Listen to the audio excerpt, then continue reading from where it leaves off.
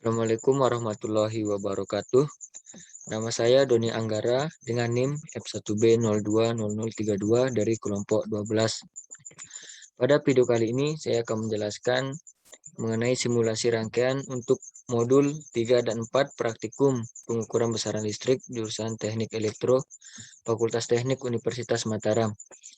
Yang dimana untuk modul yang ketiga yaitu mengenai pengukuran daya.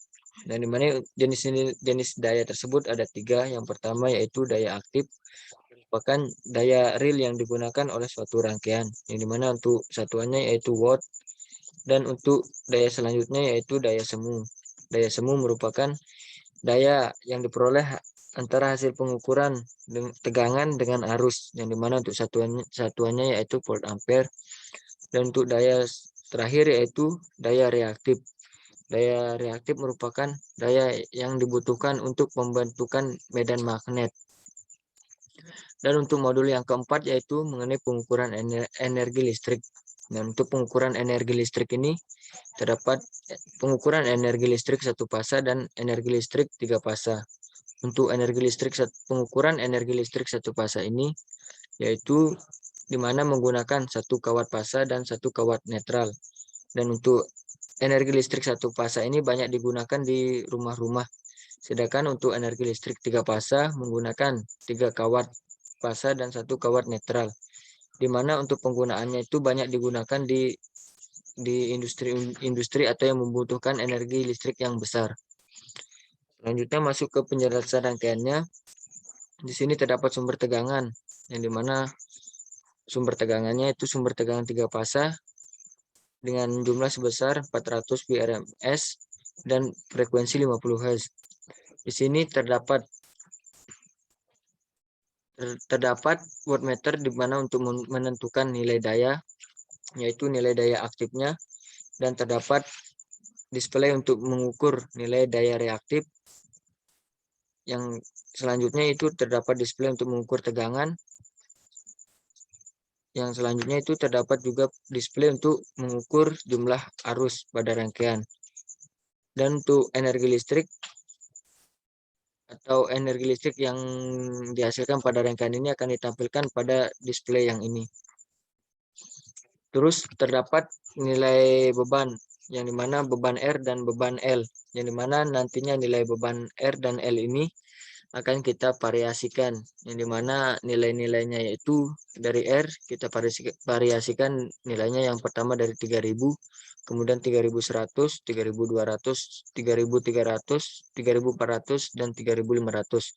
Dan untuk beban L-nya nilainya kita mulai dari 750, 760, sampai 800. Yang pertama nilai R yang kita gunakan yaitu sebesar 3000, dan untuk beban L-nya kita menggunakan nilainya sebesar 750. Selanjutnya rangkaian ini akan kita jalankan.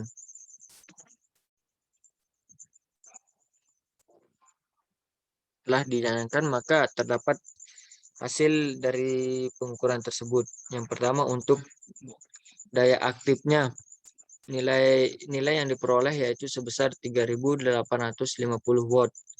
Dan untuk daya reaktifnya sebesar 3723 VAR.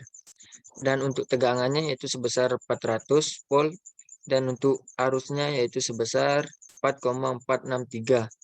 Dan untuk energi listrik yang terukur yaitu sebesar 577,4 watt. Data tersebut akan kita catat dalam data hasil untuk memudahkan dalam menganalisanya. Untuk arusnya yang kita peroleh yaitu sebesar 4,463.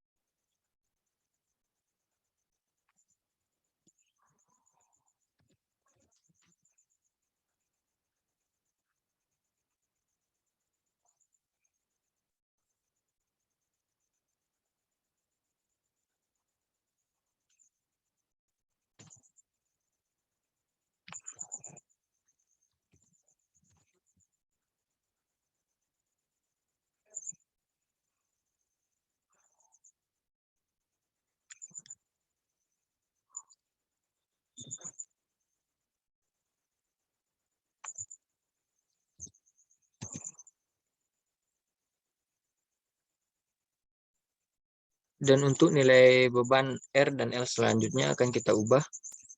Yang semula 3.000 akan kita ganti menjadi 3.100.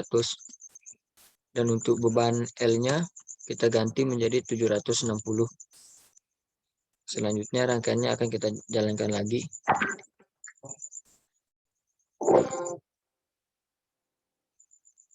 Di sini kembali kita mendapatkan nilai dari daya aktif, daya reaktif, tegangan, arus, dan energi. Yang dimana untuk nilai tegangannya yaitu sebesar 3.992.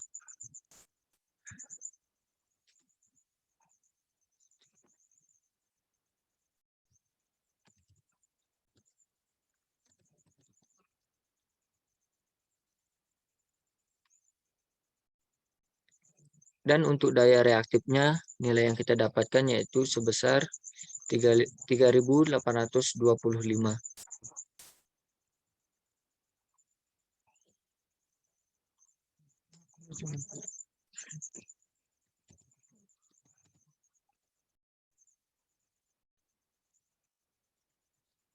Dan untuk energinya, nilai yang kita dapatkan yaitu sebesar 598,6.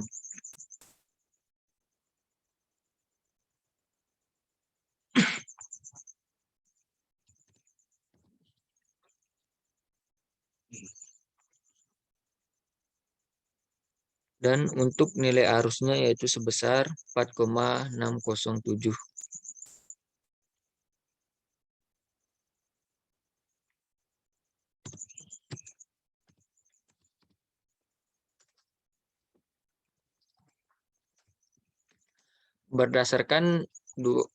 Berdasarkan hasil pengukuran yang kita dapat nih, dapat kita ambil kesimpulan bahwa jika nilai beban R dan L yang kita gunakan semakin besar, maka untuk arusnya yang kita dapatkan nilainya yang kita dapatkan semakin mengecil karena hambatan berfungsi untuk menghambat suatu rangkaian, dan untuk tegangan yang kita dapatkan yaitu konstan sebesar 400. Hal tersebut sesuai dengan tegangan sumber yang nilainya sebesar 400 volt ms.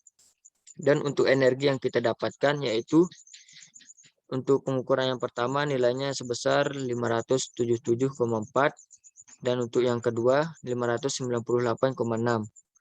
Kemudian untuk daya aktifnya, untuk yang pertama nilai yang kita dapatkan yaitu 3.850, dan untuk pengukuran yang kedua sebesar 3.992.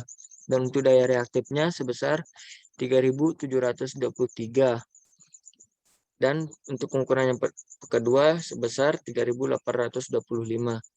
Sehingga dapat ditarik kesimpulan untuk arus berbanding terbalik dengan bebannya. Kemudian untuk nilai tegangannya itu konstan, dan untuk energi berbanding lurus dengan nilai beban yang diberikan. Kemudian untuk nilai daya aktifnya juga berbanding lurus dengan nilai beban yang diberikan, begitu pula dengan daya reaktifnya.